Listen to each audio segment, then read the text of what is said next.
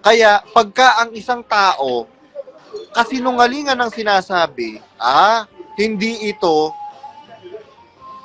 galing sa Kristong berbo at katotohanan. Bakit? Tama. Kasi yung Kristo, katotohanan yun eh. Tapos ang sinasabi mo kasinungalingan, hindi kayo match noong katotohanan. Sabi nung Kristo, ako ang daan, katotohanan, buhay. Biruin mo, pumapatay ka. Paano ka pumapatay? Kinakarakter assassinate mo kami. Tapos, napakasinungaling mo. Biro mo, bistado na nga kayo na merong Area 52. Tapos, kung ano-ano ang ginagawa ninyong pampalusot, redance. Mm-hmm. Tuloy yung mga kapatid, nagagalit. Bakit? Ba't nyo kami niloloko? Sabi ng mga kapatid. Alam nyo mga kapatid, masakit yung niloloko. Ngayon, Danya rason, bakit niloloko ninyo ang kapatiran? At Brad Josel, bakit nagpapakasangkapan kayo sa panluloko sa mga kapatid? Hindi ba kayo naaawa sa inyong mga anak? Hindi ka ba naaawa kay Pia? Hindi ka ba naaawa kay Pepel? Hindi ka ba naaawa kay Pau Pau? Lalaki yung mga anak mo, Brad Josel. Ate Ranza Malyari. Lalaki yung mga anak ninyo. Pinalaki ninyo na sinungaling yung leader. Tapos, Brad Josel, kasangkapan ka pa ng kasinungalingan? Mahiya naman kayo. Mahiya kayo sa inyong mga anak. Brad Josel. Tama. Mahiya kayo, Brad Rodel Mangiliman, sa inyong mga anak. Biruin ninyo, pinapalamon ninyo galing sa kasinungalingan. Naaatim ng budhi nyo yon. Tsaka yung mga kapatid, dati tinitira natin, Oh, itong leader ng tatlong kulay, alam nyo na yun, tatlong kulay. Oh, patay na siya. Patay na yung leader, tinitira ni Kaeli. O pag natitira si Kaeli ngayon, ganun din yung ginawa niya noon, di ba? Patay na yung mga ministro ng mga saksi o hindi ka, ng mga kung anong religion dyan. Huwag kayong masasaktan kung naratamaan si Kaeli kasi ganun din siya noon. Yung ginawa niya sa ibang pastor, sa kanya ngayon bumubumirang. Magsilabas kayo sa kanya, bayan ko. Sabi po ng Biblia yun eh. Granting na naging totoo tayo. Ayan sinasabi ngayon ng Biblia. Magsilabas kayo sa kanya, bayan ko. Pag hindi ka pala lumabas, merong panganib. Ano yung panganib? Upang wag kayong mga damay sa kanyang mga salot at wag kayong makabahagi sa kanyang mga kasalanan. Kung sino dapat yung pinaka-aba o may hirap na na tao, sila dapat ang priority tulungan, hindi yung nasa gobyerno, may bilyon-bilyon na nga ng budget na kalaan dyan. Sila pa yung natutulungan. Hindi dapat ganon ang priority sa pagtulong. Meron nga akong kausap dati. Alam mo, Brad Badong, sabi niya ganyan. Yung kasing kamag-anak niya, official sa PNP. Alam mo, sabi niya ganyan. Nagtataka daw sila, bakit sila daw ang tinutulungan? Ayan, Danya rason, mga opisyal ang nagsasabi. Nagtataka sila, bakit sila ang binibigyan mo ng tulong? When in fact, napakalaki ng ng budget ng allocated budget ng national government para sa PNP. Kaya nga. Kaya tuloy ako naniniwala na ako minsan sa sa nasabi ni Kawili, nagpapapogi. Pagka ang tao ay hindi confident sa sarili, dun lumalabas yung salitang pagpapapogi. Pero pagka confident ka naman pogi ka, hindi mo kailangan magpapogi kagaya niyan, brother. Kahit wala kang buhok, poging-pogi eh. Di ba? Tawa na lang ako. Ikaw naman, Eminem. Eminem yung buhok mo. May kulang lang din. Pero mo, ang ganda-ganda ng ngipin mo, ang ayos-ayos. Hindi ba luho yung pagpapaveneers? Magkano bang nagastos niya doon? Tingin mo estimate? Ano lang yun, barya lang yun sa kanya. Barya sa kanya. Biro mo, paano hindi naging barya? Napakaraming property. Isang property worth billion. Isang property pa lang ha. Mansion ha, mansion. Mansion. Paano hindi naging mansion? Dating bahay ni sino kasing sinabi ko na yung artista na yun eh. Matandang artista yun eh. Biro mo yung CR pa lang para siyang mausoleo. CR pa lang, Social na. CR pa lang ha. Nakakatakot. Kasi puro marmol. Kaya naalala ko tuloy yung sinabi ni Ka Ellie noon. Kahit na yung bahay nyo, kahit kasing laki lang ng bahay ng baboy ba yun? Maliit lang. Basta okay yung pamilya, yung may takot sa Diyos. Okay na yun kaysa yung mayaman ka na may mga gwardiya ka. Tapos puyat ka lagi, takot ka manakawan, ganyan. Nakakadyero yung mo, yung mga pera mo, yung mga mahalaga mong ari-arian. Dahil binasa niya sa Lucas noon yung hindi nasusukat yung buhay ng tao sa kasaganaan, sa kayamanan, kundi nasa Panginoon kung gaano mo kinililit ang buhay mo sa Panginoon. Kumbaga iniimbok niya na huwag maging materialistic. Pero tignan mo ngayon ang nangyari sa huli sa grupo ng royal family. Yes. Diba? Oh. Naging sila. Na? Alam mo ba, yung mga apo ni Soriano, isang kainan lang 10,000. Isang kainan lang yun. Tapos ang daming at saka pagkakinain na nila, hindi na nila kakainin uli yun. Oo. Ganun sila ganun sila ka special. At nagustuhan, sino nagluto nito? May angas pang ganun ha. Oo, merong ang kwento sa Brazil, sa Farm 1.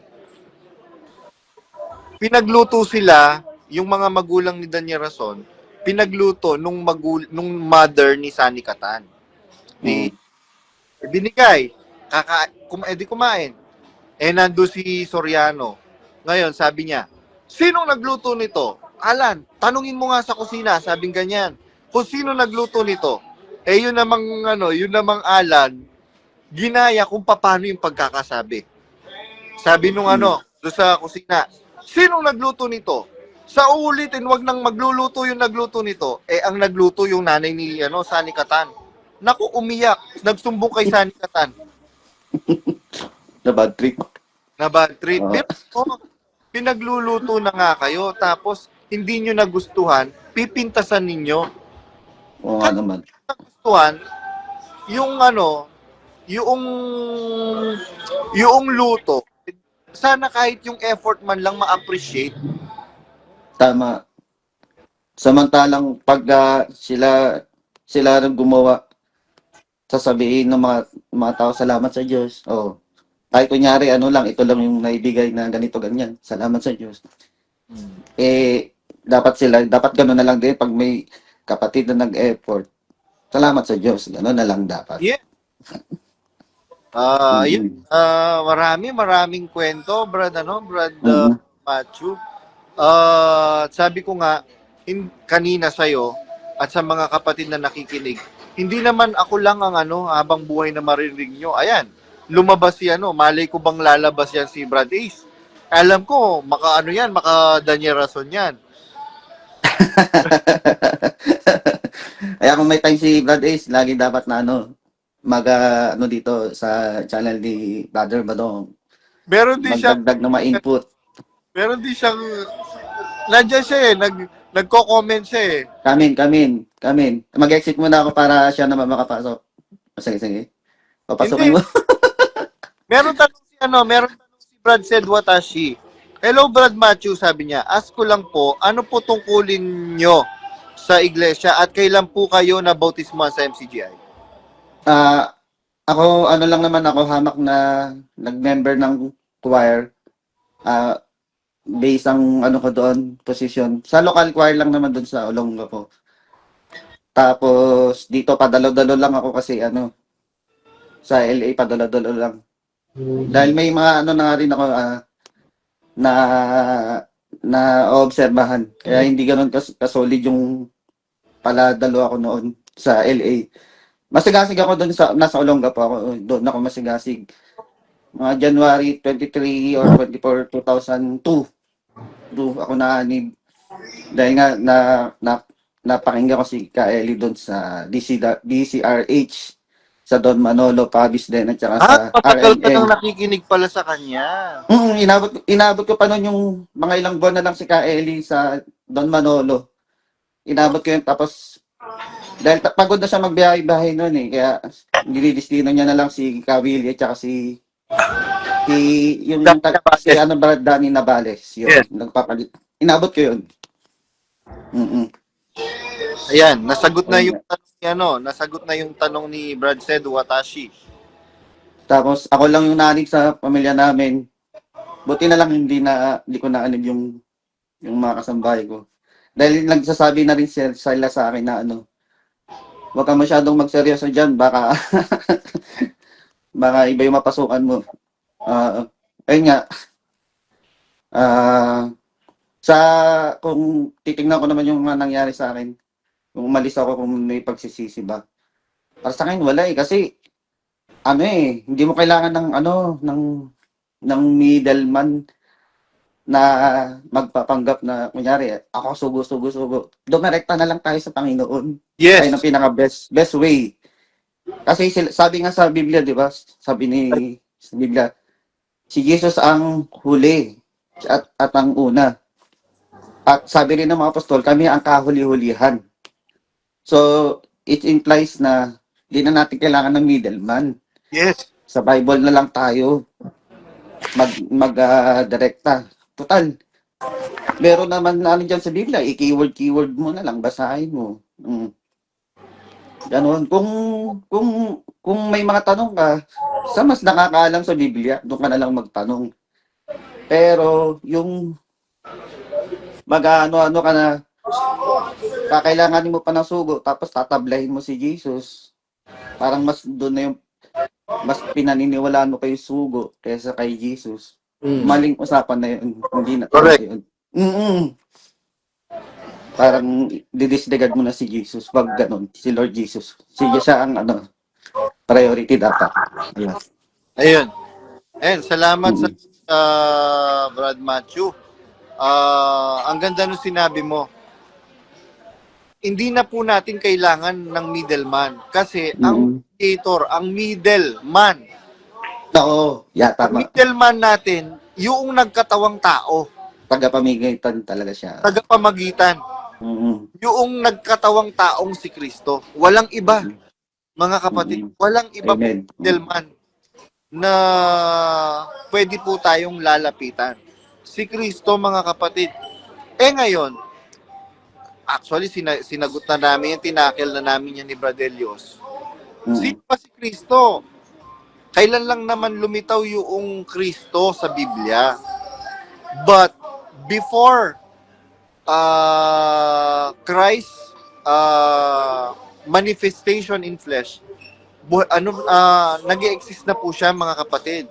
Siya po yung salita o verbo na kung wala ang verbo, wala po tayo at wala ang lahat ng nilikha kung wala ang verbo. Ngayon, mga kapatid, sabi nung verbo, sabi nung Kristo, ako ang daan, katotohanan at ang buhay. Kaya pagka ang isang tao kasinungalingan ang sinasabi, hindi ito galing sa Kristong berbo at katotohanan. Bakit? Kasi yung Kristo, katotohanan yun eh. Tapos ang sinasabi mo kasinungalingan, hindi kayo match noong katotohanan. Sabi nung Kristo, ako ang daan, katotohanan, buhay. Biruin mo, pumapatay ka. Paano ka pumapatay? Kinakarakter assassinate mo kami. Tapos, napakasinungaling mo. Biro mo, bistado na nga kayo na merong Area 52. Tapos kung ano ang ginagawa ninyong pampalusot, redance. Tuloy yung mga kapatid nagagalit. Bakit? Ba't nyo kami niloloko? Sabi ng mga kapatid. Alam nyo mga kapatid, masakit yung niloloko.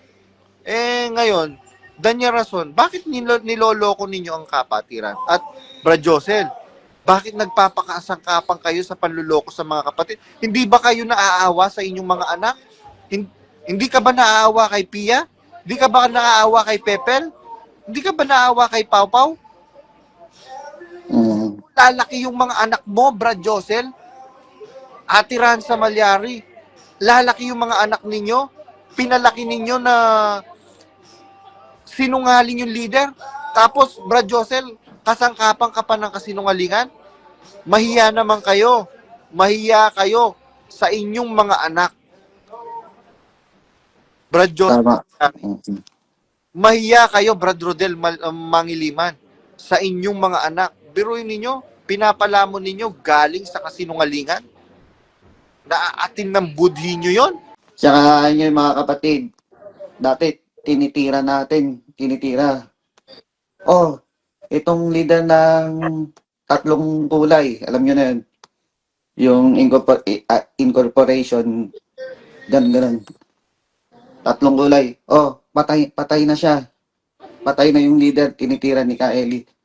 O pag natitira si Kaeli ngayon, ganun din yung ginawa niya noon, di ba? Patay na yung mga ministro ng mga saksi o hindi ka, ng mga kung anong religion dyan. Huwag kayong masasaktan kung naratamaan si Kaeli kasi ganun din siya noon. Yung ginawa niya sa ibang pastor, sa kanya ngayon bumubumirang. Oo.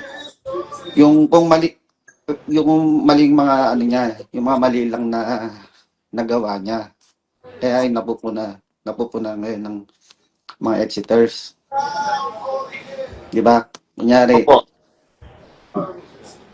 ayun nga, yung paiba-iba ng aral. Dahil noon na, di ba? Yung sabi, sa kapigatian, ganun-ganun. Tapos nabago. Kaya yung iba tuloy, naniwala sa 10 to 15 years. Hindi na nag-aral, hindi na nagsumikap, hindi na nag-push sa lahat. Nagmamagagawat na lang. So, lahat yun sinacrifice nila dahil sa paniniwala na 10 to 15 years na lang, end of the world na, gano'n. Pero, binago nila na naging anytime soon na babalik ang Panginoon, lilipad tayo sa alapa, pupunta sa paraiso. Ngayon, ang nangyari sa mga tao ngayon, yung mga ibang kapatid dyan, hindi na naka-rebound sa buhay. Hindi na nakapag-aral, ganun. Kaya, gawin nyo, habang may buhay, may pang-asa pa, bumawi na kayo. Nasa sa inyo na yun kung ayaw nyo pa rin talaga, maniniwala kayo. Paninindigan ninyo yung paniniwala dyan. So, ayun nga, nasa sa inyo na yun. Pero kung nakikita nyo rin yung mga ibang royal family dyan, gaya na sinabi ni Brother Badong, nagsumikap din sila, nag-aral sa mga exclusive school, international school. So, ano kayo ngayon? Parang naiwan kayo sa ibaba. Kumbaga, naging ano na lang kayo, yung parang utusan, ganun. Nasa sa inyo na yan kung gusto nyo pa rin maging ganun ang estado ninyo. Di ba? Dahil si Brad Badong pala, kung ma-recall ko, naging ganun din siya, kawawa siya. Hindi ka mo natauhan siya.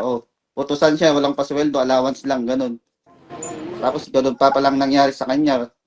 Parang nabubuli, according sa kwento niya. Kaya si Brad Badong, maganda sa kanya. Natauhan siya, yung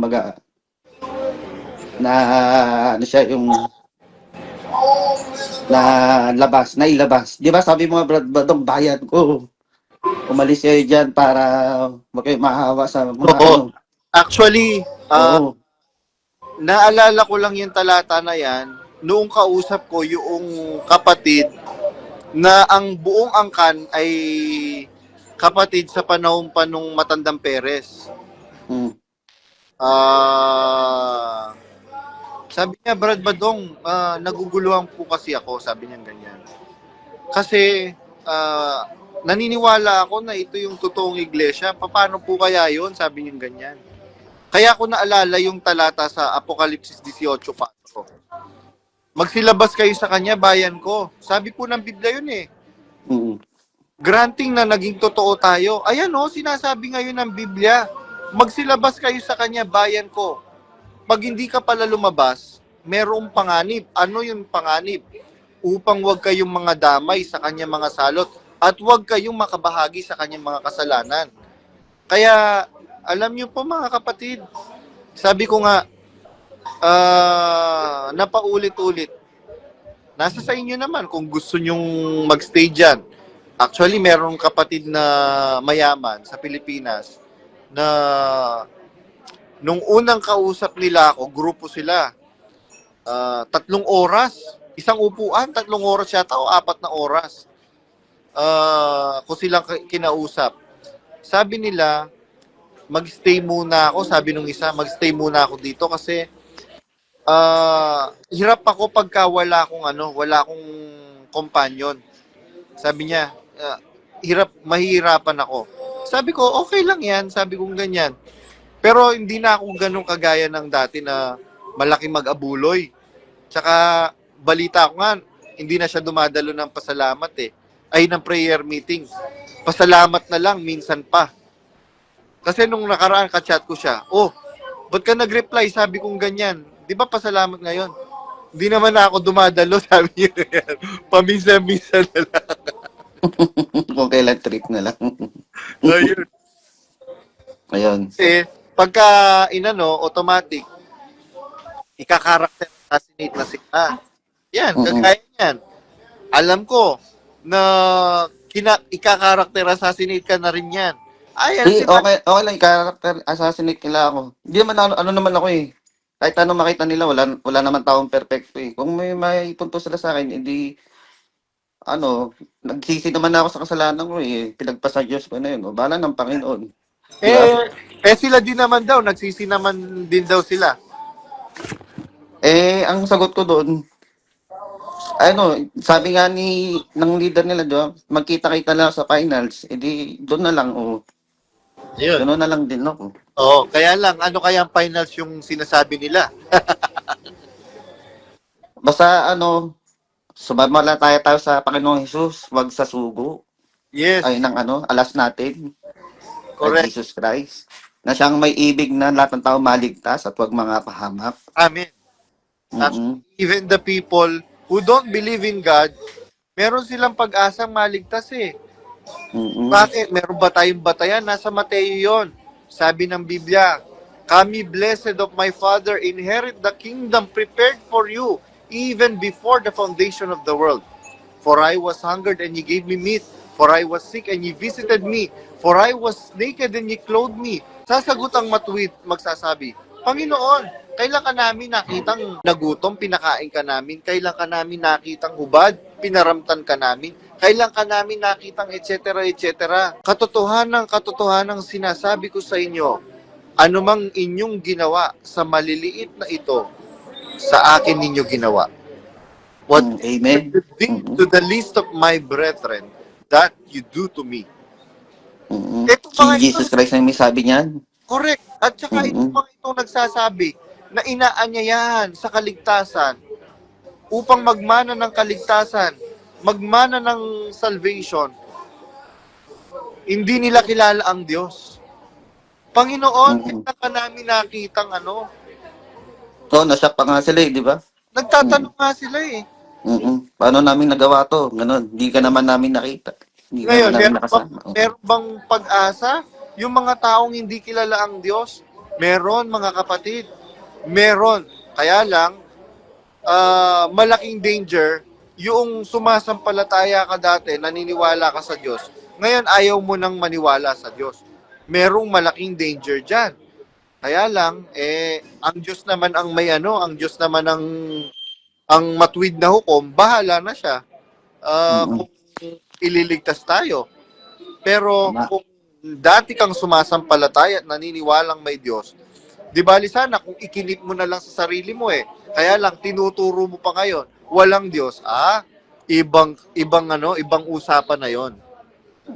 Basta tayong mga exiter, kay Kristo pa rin tayo, may pananampalataya pa rin. Kumbaga, hindi tayo babaliktad sa katotohanan. Kumbaga, tumalikod lang tayo sa yung mga nagpapakilalang sugo na ginagamit yon para abusuin yung mga kabaitan ng mga members. Doon lang tayo umalis. Pero kay Kristo pa rin tayo.